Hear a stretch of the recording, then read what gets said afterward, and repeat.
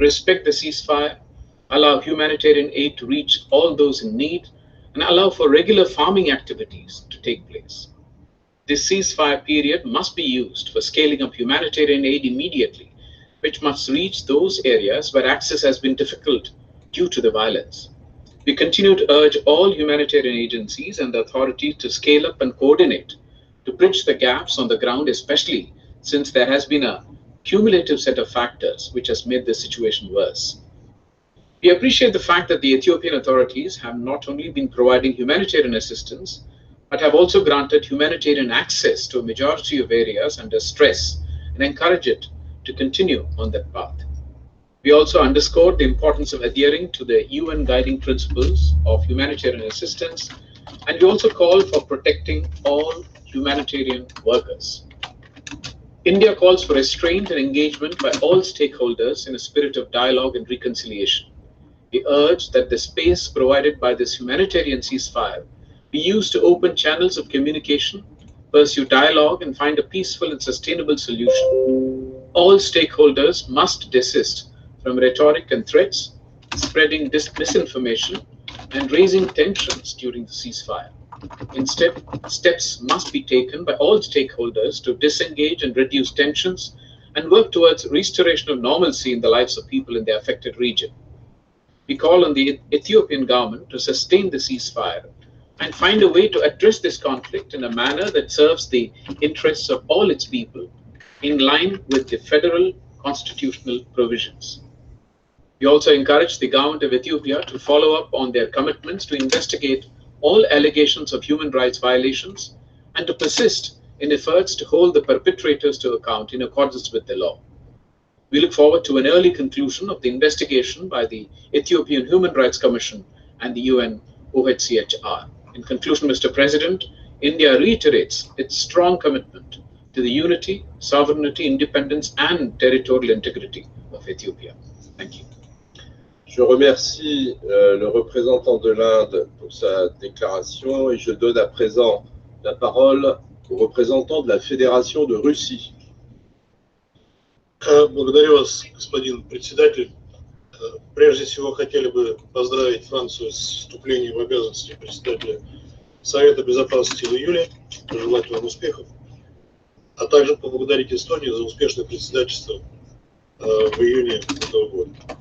Мы внимательно заслушали выступления по ситуации в Тиграе заместителя генерального секретаря Де Карло и исполняющего обязанности заместителя генерального секретаря по гуманитарным вопросам Рамеша Раджасинкова. Мы приветствуем личное участие Лорда Ахматова в молдавском заседании. Также приветствуем участие в брифинге по спреду Эфиопии Привонт и Адской Селасии. Господин председатель, прежде всего хотели бы выразить сожаление по поводу формата сегодняшнего заседания и предостеречь наших коллег от его использования в целях дальнейшей дестабилизации и без того сложного положения в Тиграе и ослабления в нем политических позиций федеральной власти. Рассматривая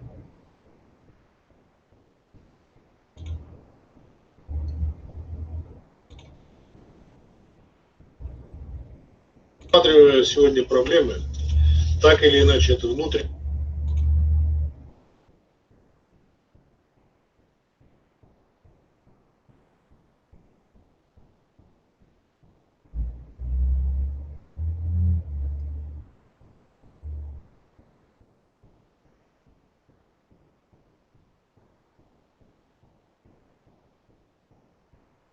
дело Эфиопии. Нам не следует об этом забывать.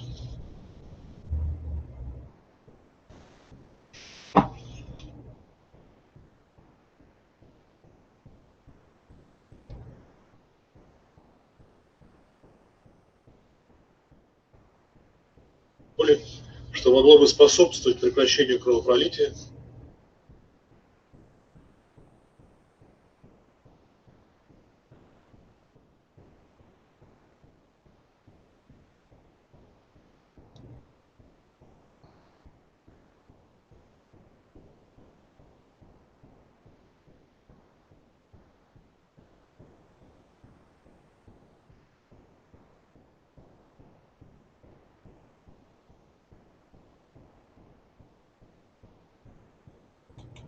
улучшение Исходим из того, что в урегулировании внутри эфиопского конфликта решающая резолюция Генассамблеи 46-182 и при неукоснительном соблюдении руководящих принципов оказания гуманитарной помощи.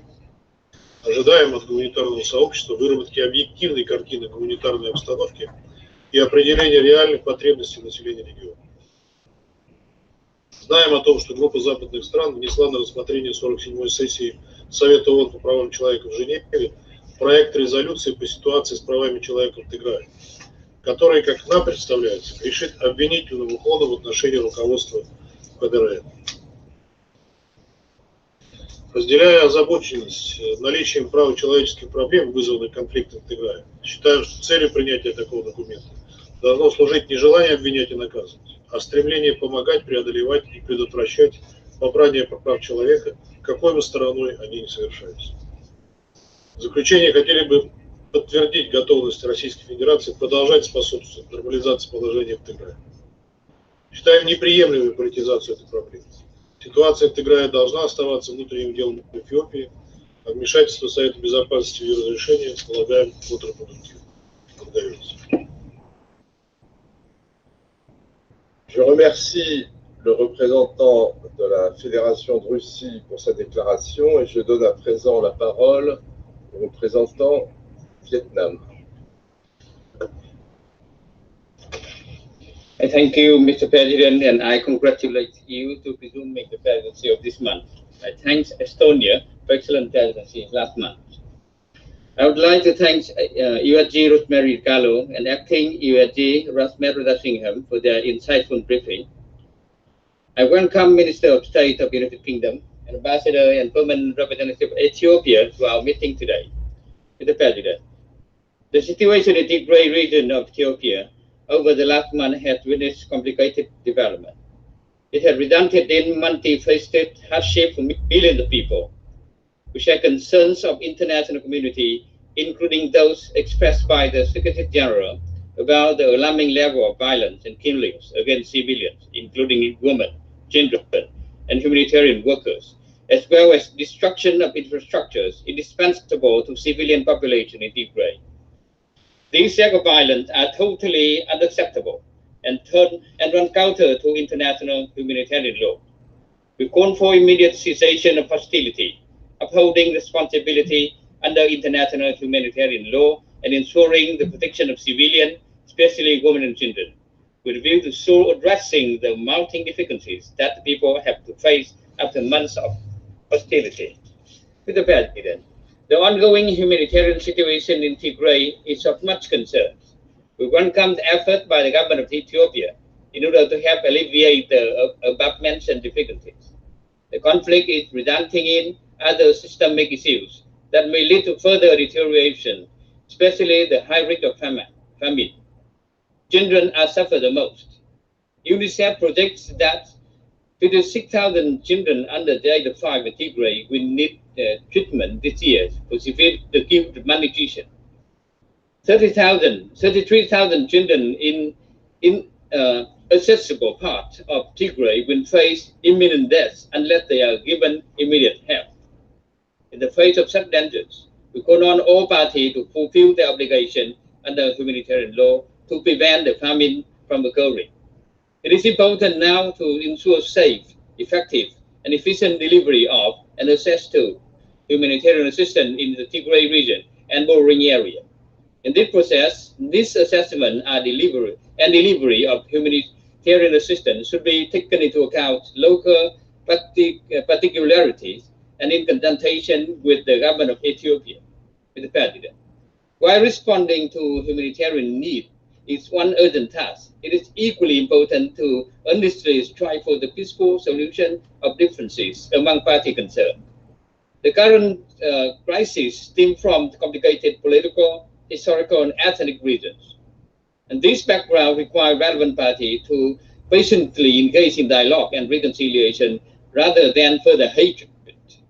It is high time for a compromise to be made toward a comprehensive solution for sustained stability and development in Ethiopia on the basis of principle of international law and the UN Charter. We call on Ethiopian authority and on other concerned parties to give the highest priority to the interest of its people In this process, the international community, including the Security Council, should support all efforts toward this end, in full respect of independence, sovereignty, unity, and territorial integrity of Ethiopia. And in this connection, we welcome the recent ceasefire declaration by the government of Ethiopia and expect all parties to make it a long-term and comprehensive one. Furthermore, we call on all parties concerned to take advantage of this opportunity to engage in constructive dialogue and refrain from further bloodshed and confrontational rhetoric that may drive each other further apart. And we believe that it is the only way, viable path, for finding a common ground and a peaceful way out of the current crisis in Ethiopia. Mr. President, the conflict and situation in Tigray have had certain impact on the region that require relevant parties to exercise self-restraint. And under these circumstances, the principle of non-interference in international affairs of state and settlement dispute by peaceful means should always be upheld. And in this connection, we support the constructive engagement of neighboring countries and international organizations, especially EU and IGAD, in supporting the party concerned to promote dialogue, build trust, and provide humanitarian assistance for Ethiopia so as to help its people return to normal life. The efforts so far by various humanitarian agencies, including those of the UN, are highly commendable. We call on international community to continue to support the Ethiopian people in their pursuits for peace, reconciliation, and reconstruction of their country. I thank you, Mr. President. Je remercie le représentant du Vietnam de sa déclaration et je donne à présent la parole à la représentante de la Norvège. Thank you, President, and thank you to the briefers. 8 months of armed conflict in Tigray, the situation remains critical and highly unpredictable. Humanitarian needs are overwhelming. Up to 900,000 people are likely suffering from near famine conditions, with millions more at risk. Critical aid is being blocked and humanitarians are prevented from saving lives. The current situation is extremely fluid and information is difficult to obtain. President, in my intervention today, I would like to address 4 key points. First, we reiterate and emphasize our call for unrestricted and unconditional humanitarian access into and within all parts of Tigray. We welcome the federal government's declaration of a unilateral ceasefire on humanitarian grounds and call on all parties to move towards a permanent ceasefire. However, despite this positive step, we have received credible reports from several border crossings that humanitarian actors are still being denied access. Let me be clear. The primary responsibility of the protection of citizens rests with the state. The central government of Ethiopia must ensure humanitarian access into Tigray. Humanitarian actors must immediately be allowed to cross the front lines with personnel and supplies. And the restoration of basic infrastructure, electricity, banking, telecommunication, access to fuel and internet are all critical to scale up the humanitarian response. All parties must also comply with their obligations under international humanitarian law. They must respect the protected status of aid workers and civilians and refrain from unacceptable destruction or removal of objects that are indispensable to the survival of the population. Second, impunity cannot be tolerated. We condemn in the strongest term the reported killings of civilians and the widespread and systematic acts of sexual and gender-based violence. All violations and abuses of human rights and violations of international humanitarian law should be documented and verified with a view to future investigation and prosecution of those responsible. Accountability for crimes and gross violations, including individual accountability under criminal law, must be ensured. This will be key to reinstate public trust in justice and security institutions and lay the foundation for reconciliation and sustainable peace. In this respect, we welcome the joint investigation by OHCHR and the Ethiopian Human Rights Commission, as well as the African Commission on Human and People's Rights Independent Commission of Inquiry into alleged atrocities in Tigray. We expect that all findings will be used to ensure accountability. My third point, President, is that the conflict in Tigray threatens regional stability. We call on neighboring states to refrain from aggravating the situation. The continued presence of Eritrean troops in Tigray is a threat to regional peace and security and must end. We call for their immediate withdrawal.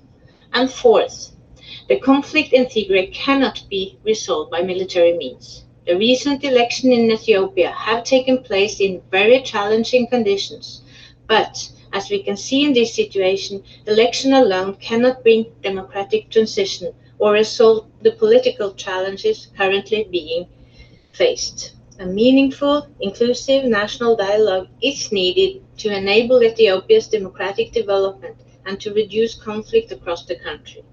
In Tigray, we strongly urge all actors to work across divides and prepare the ground for a possible dialogue. A political solution is the only way to a sustainable peace in Tigray and Ethiopia as a whole. Thank you. Je remercie la représentante de la Norvège de sa déclaration. Je vais maintenant prononcer une déclaration en ma qualité de représentant de la France. Je remercie Mme Di Carlo et M. Rajasingham pour leurs interventions. J'insisterai sur 4 points. Après 8 mois de conflit, la reprise de Mekele par les forces tigréennes démontre qu'il n'y aura pas de solution militaire à cette crise. L'annonce d'un cessez-le-feu pourrait être un développement majeur s'il est rapidement consolidé. Nous appelons l'ensemble des parties à faire preuve de responsabilité en exprimant sans délai leur engagement à cesser définitivement les hostilités ainsi que toute forme de violence contre les populations. Les forces érythréennes doivent quitter immédiatement le territoire éthiopien, conformément à la demande formulée par les autorités éthiopiennes en mars dernier. Nous prenons note des informations relatives au redéploiement de ces forces vers la frontière qui doit être rapidement vérifiée. Deuxièmement, l'urgence est de permettre l'accès humanitaire. Alors que la situation au Tigré est chaque jour plus alarmante, il est essentiel de répondre aux immenses besoins et de rétablir l'électricité, les communications et les services bancaires. Nous appelons à lever toutes les entraves, notamment par la réouverture de l'aéroport de Mekele, l'octroi de visas de longue durée aux personnels humanitaires et l'autorisation de moyens de communication par satellite. Les infrastructures vitales pour l'acheminement de l'aide doivent être préservées.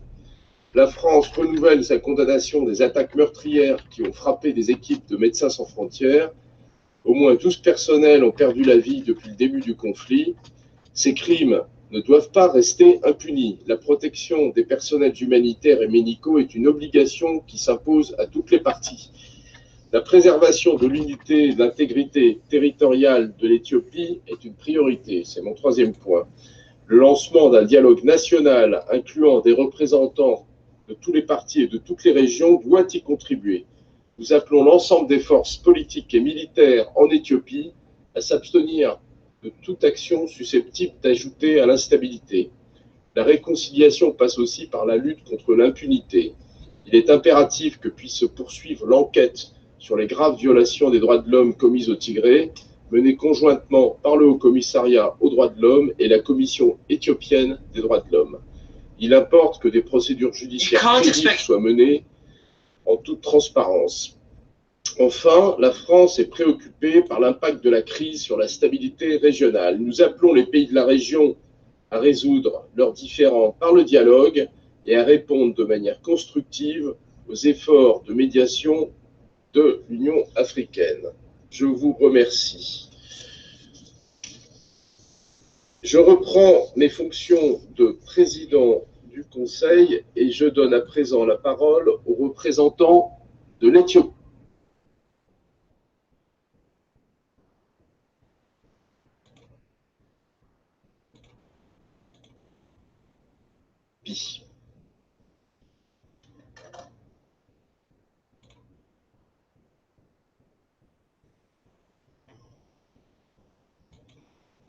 Mr. President, that requires delicate and context.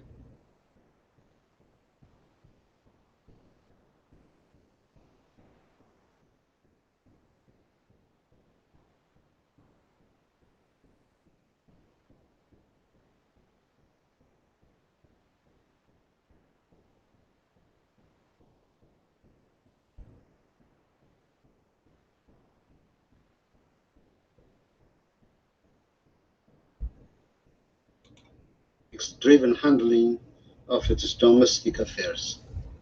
In our meeting, we are fully cognizant of the responsibility of this Council to work toward its international peace and security. The very first requisite for this onerous responsibility is to encourage dialogue and prevent escalation through constructive engagement and reinforcement of achievements.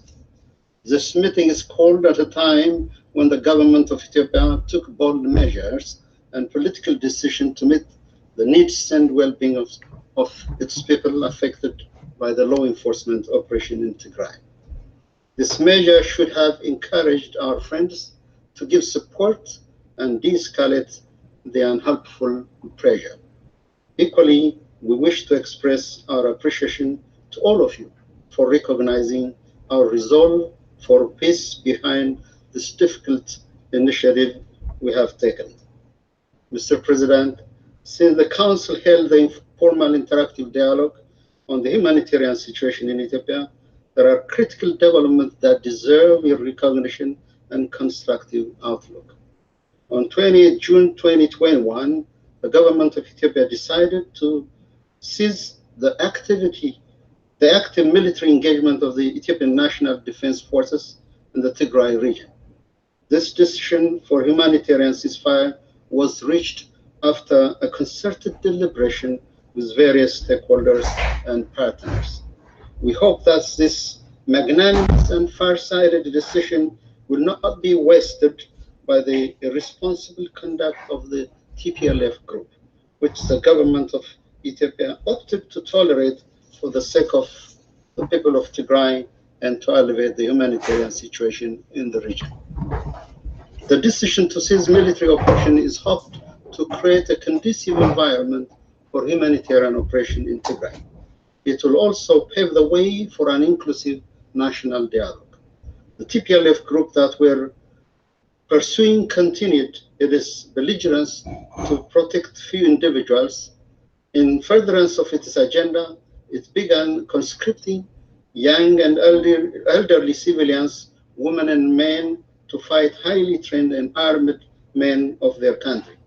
This exposed the people in Tigray for the military confrontation that are not prepared for. Furthermore, it posed a risk for disruption to the agricultural season. The group's ethnically charged tactic of vying the people against the government is also found to be detrimental to our innate social fabric. As a result, the government of Ethiopia, as the bearer of their primary responsibility to protect its people, made a difficult political decision to suspend active military operation in favor of safeguarding the unity, sovereignty, and territorial integrity of the Ethiopian state. Now we believe we have created a space for unfettered humanitarian assistance and proper conduct for the agricultural planting season. In addition, we will augment humanitarian efforts in the region, including distribution of food and non-food items from warehouses across Tigray. The National Disaster Risk Management Commission and the 5 humanitarian agencies deployed in all waradas of the region are set to resume their function. Furthermore, we are in the process of adapting the humanitarian assistance guideline and coordination mechanism to the new development. Public services will also resume once we create a situation for the safe operation of the infrastructure and their operators. Mr. President, Ethiopia faces the inevitable journey of addressing the political and structural underpinnings of what we had experienced last November when our defense forces were attacked from within. The immediate need lies in creating an environment for the delivery of much needed humanitarian assistance. In this regard, the government will continue to exert maximum effort and allocate the available resource towards this end.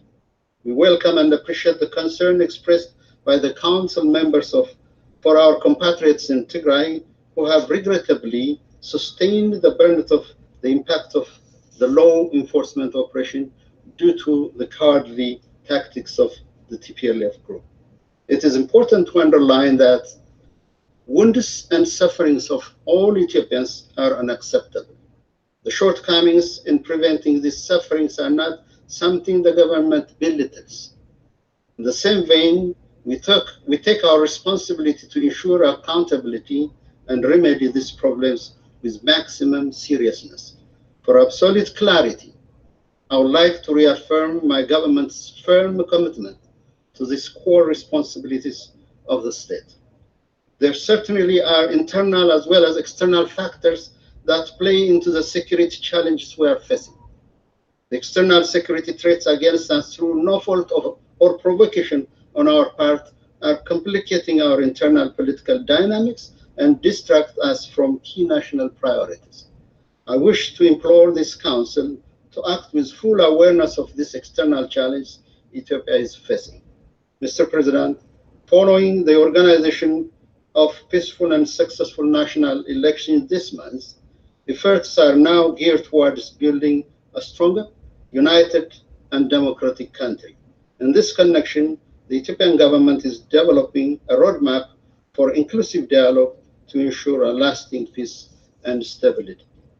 I want to reaffirm my government's resolve to continue ensuring accountability for human rights abuse and crimes committed in the Tigray region. We will make sure that impunity is not tolerated. We remain committed to work with all bilateral and multilateral partners through genuine partnership and understanding that the government of Ethiopia is more than capable of overcoming these challenges. We encourage Council members to play a constructive role in supporting the Ethiopian government in the implementation of the humanitarian ceasefire. We thank Council members who have welcomed this positive gesture again. In contrast, I would like to make it clear that the political pressure and hasty bilateral coercive measures against Ethiopia are unacceptable and violate basic tenets of international law. Excessive pressures will put this ancient country of 110 million people to the precipice and deep ravine with no possibility of recovery. The people of Ethiopia are indeed watching and should not perceive that our pronouncement is pushing them to the abyss and into the endless political fissure. For Ethiopia, it is a moment of introspection, a genuine revisit of our success and challenges. The main issue is how to heal our wounds. There are uncompleted grievings, mournings, such as the Maikadra massacre by the TPLF youth group, the suffering of the people of Walqait and Tagare, who have been evicted from their ancestral land over the last 30 years. So there needs to be proper closure. The political culture of impunity should have closure. We know that what exalts us as a nation is to overcome our own challenges. What would elevate us as a nation is our commitment and the commitment of our people to stand for peace. We might be poor, but we have also hope. We are people with values, cherished ones. For Ethiopia, hope is still alive. In conclusion, I hope Council members will look at the situation in my country in the right perspective, understand the magnitude of the challenges we face, and also recognize the important step that we have taken in this regard. What we really need at the moment is the support, understanding, and solidarity of the international community. That's why I want to end by appealing to international partners and friends of our country to continue scaling up humanitarian support to meet humanitarian needs across Ethiopia. I thank Mr. President. Je remercie le représentant de l'Éthiopie de sa déclaration. Il n'y a plus d'oratrices ou d'orateurs inscrits sur la liste. La séance est levée.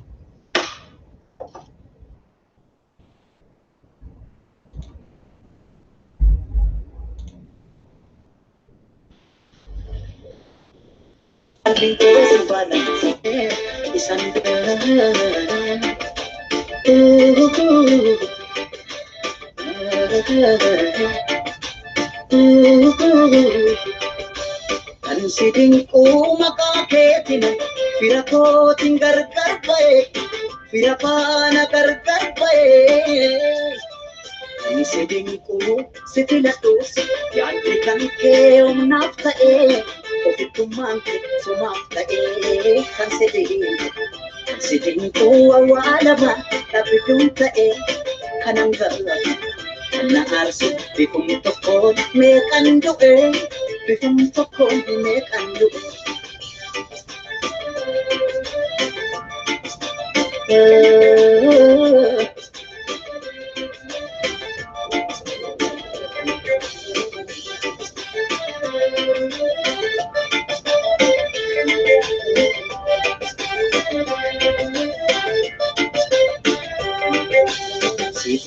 Edunko egawani nole kari famenya kedi walisanu wallade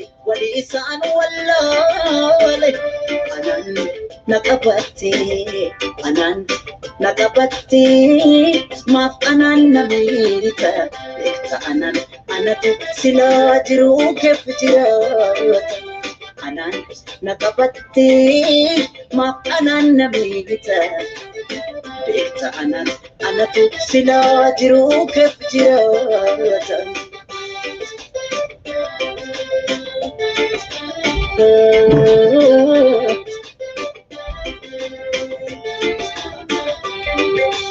Gauma ke kanatu ammenya ke kanatu ega yum ifanata bifata ko famalo anme kan siddu bifata ko famalo parme kan siddu bifata ko famalo anme kan siddu bifata ko famalo parme kan siddu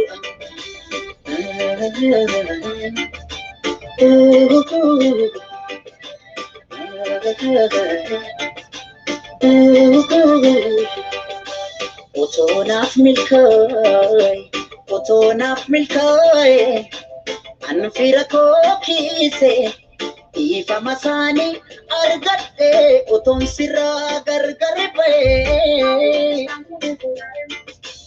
otonaf milkai siwajin jirachu natape oton sira kotti makame isandu dua ka kansede Singing ko wala ba nakidunta kanangala naarsi bikum tokon me kandu bikum tokon me kandu otonaf milkai anfira ko kise ifa masani argatte oton sira gargar pae otonaf milkai siwajin jirachu natape oton sira kotti makame isandu dua ka kansede ko wala ba tapidunta kanangala naarsi bikum tokon me kandu bikum tokon me kandu kansede ko wala ba tapidunta